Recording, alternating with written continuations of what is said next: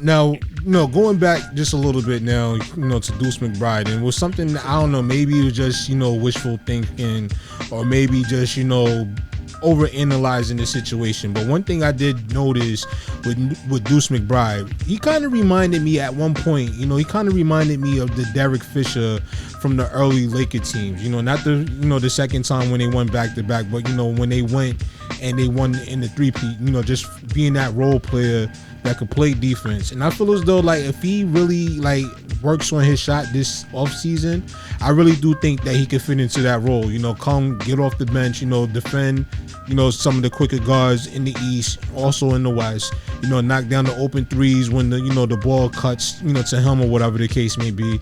I think he could actually be one of those type of players, but the only thing he just got to do is just improve his shooting. I think that's one of the things he got to work on. And another few things that, I wanted to throw out there with you too, as well as we're mentioning, free agents that, the Knicks could possibly pick up that could help, maybe, improve the shooting on the team. You mentioned Seth Curry, you mentioned Donte DiVincenzo, which is another player I like as well. But I also see, you got let me see here, you got Malik Beasley, he's also a free agent this offseason. Alex Burke, absolutely, the Knicks been on him for a while. Malik Beasley. Yeah. Okay. They try to get him in the trade in the trade deadline. Okay. The last two trade deadlines. He's definitely a free agent this year, so we have to see, he's another player to keep an eye on. And, then I also, when we was talking the other day, I mentioned Alex Burke. He's a player that's familiar with. Yeah, definitely a reunion is possible there. Yeah, he's definitely one of those players that's familiar with Tibbs' system. He's also a fan favorite here in New York. He can get hot, he can knock down the open three, and he can defend. Another one that I see that's open right now that's, on the free agent market coming up is Roy Hachimura. A lot of people was, looking for him to, get traded from Washington to the Knicks. And then you also got Jalen McDaniels. You also have Karis LeVert. He's a free agent this season as well. And you also got Max Struss. So, like, out of those players, like, who would you look for? Out of all those players that you have to mention, I think the main two ones there, I could definitely see Alex Burks reunion. Okay. If they miss out on Malik Beasley, DiVincenzo, because that's another guy, like, you don't have to you can put him on the bench, and he knows his role. He does not even require you a lot of. It's not gonna require you a lot of like regression as far as like taking away major minutes from a certain player. Like, you can put him in that in a 9 to 10 man rotation. Mm-hmm. And the other guy I want, I think, like I said, with address those issues is there's one name you didn't mention. I would look at, because I know the Knicks have been revisiting. They've been trying to get Bojan Bogdanovic from the Pistons, and he's another option that I think he's a veteran, and he's definitely a sharp that you could slot into that three role, that the 3 or the 2 or the 4, I do the 3 or the 2, and those are the two main guys I think that were, like I said, DiVincenzo, Bogdanovic, and who else? I think my fourth one would be Seth Curry. Okay. Seth Curry, I think, would be a good fit on the Knicks, even though he had a down year. And don't sleep on them in the trade market, because you got to remember, they've been flirting with this for a while. I know it looks like it's not really, like, it's kind of getting a similar player if he makes a deal. But I think if anybody's getting traded out of the kids, I think it's the first one to go is going to be Obi Toppin. Yeah. And there's been rumors that there was been up for Chris Duarte swap with Indiana.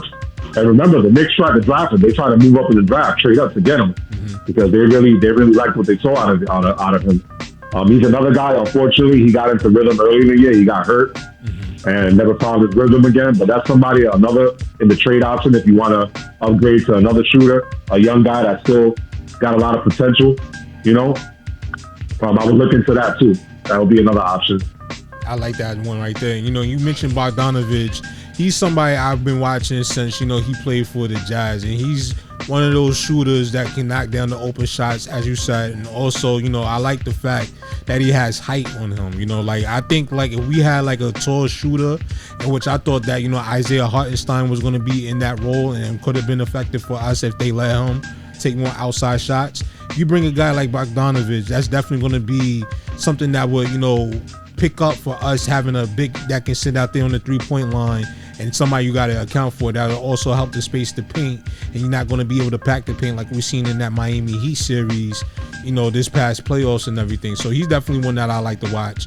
And I know a lot of people out there have been flirting with the idea of wanting to bring back Kristaps Porzingis. Like me, I like Porzingis, but I don't think that he's. I don't want it. Yeah, I don't think he's one of the guys that we should consider bringing back, especially with the way that it ended. Because the moment he has a bad game, or he gets hurt or something like that, he's not going to be able to handle that New York pressure, which I feel as though is part of the reason why he left in the first place. No, absolutely, I agree with that, and I see a lot of it. I mean, it amazes me how Knicks fans are just amnesia when it comes to Kristaps Porzingis. I get the stretch. I get the stretch 4, stretch 5. The versatility that he brings. That is something that we do need. But let's face it, bro. It's not even about his skill. It's about the guy just can't stay healthy. Like you can't bring in a guy like that, and then like I said, man, your best ability is your availability. That's true. And to me, Kristaps Porzingis just doesn't have that. And for as much people as they can listen, he played next to Luka Doncic, a generational talent. And pretty much in the playoffs, his numbers were awful. Yeah. So these guys killed Julius Randle for having bad playoff performances. This guy's gonna have this reunion just doesn't make sense. I don't get it. Some Knicks fans have the shiny new toy syndrome. Yeah. And they just said like taking back that toxic X. And I just think that shit sailed a long time ago. I get it. He misses us. He misses being in New York. You clearly see it as day. But I just think ultimately, man, let that be another team problem. I don't want him here. And then also like a guy that I would like to get to, we not to mention yet, is Kyle Kuzma. I was just about to mention think he's on my Kyle list. Kyle Kuzma, to me, while he's not the greatest defensive player, don't get me wrong, but he has enough length to at least be there. That's what I'm trying to say is to at least make an effect. You know what I'm saying? Right. Because the versatility he brings offensively, I think, like I said, he can shoot the outside. He can actually create his own shot. I would take a chance on him, man. I really would. I think he would elevate this team. It's a small move. This is why I said we don't have to go after the Joel Embiid. We don't have to make this home run. We've seen how this stuff plays out. When you start swinging for the fences and you literally mess up the continuity that you have with your team. You bring in a guy like Embiid, and yes, while he's an MVP caliber talent, but we also seen him have no shows in the playoffs. Exactly. In Philly. Imagine what he's going to do over here. And then he's another guy, a big guy, that gets hurt a lot. Exactly. So this is what I'm trying to say. You want to bring in guys, make it make sense that where I want a player that's going to play here, that he's going to have the availability to play. I don't want a guy to come in here and we got to worry about, listen, we dealt with it with Amari Stoudemire when we were warned about the knee issues before they signed him. Mm-hmm. The same thing with Embiid. And then not to mention Morey. People forget this is Daryl Morey. Mm-hmm. You do know that he's going to want the farm for him. So you're going to sell the whole house like for this guy that, you have major question marks about. I just don't see it. I don't see what world we do that. But this front office has gave me confidence that they're not going to get fleeced. So I don't think an Embiid deal is just not going to happen. It's not conducive to our team anyway, and I don't think he would have the good chemistry to mesh well with the players that we would have left.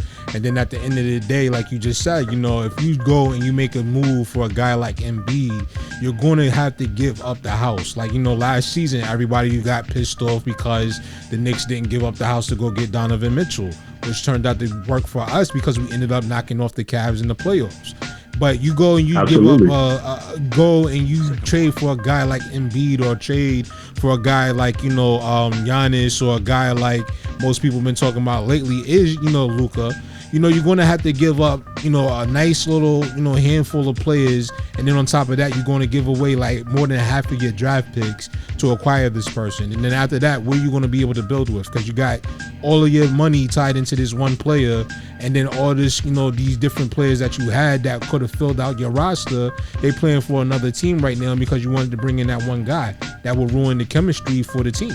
So I think, the approach that we have right now, we're just making small incremental moves and just finding the right pieces that will fit within Tibbs' system. People got to realize you got to bring in the players that's going to be able to fit to the coach and what the coach want to do.